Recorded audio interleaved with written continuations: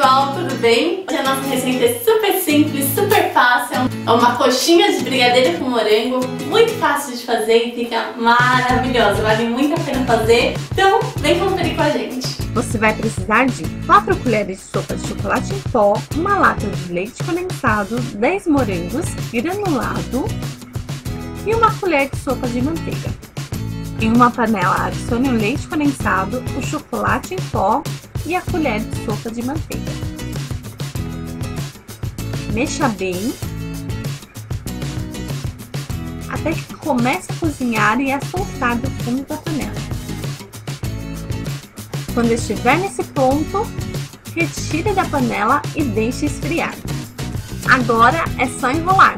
Faça uma caminha de brigadeiro, coloque o morango sem as folhinhas e faça o molde dela como se fosse uma coxinha. Passe no granulado e prontinho, gente. Fica muito legal, fica delicioso, vale muito a pena fazer.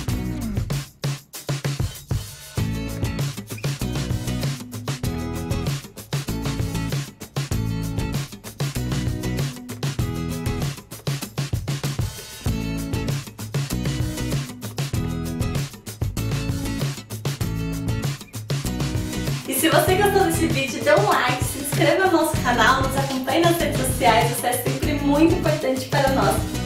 Um beijão e até a próxima!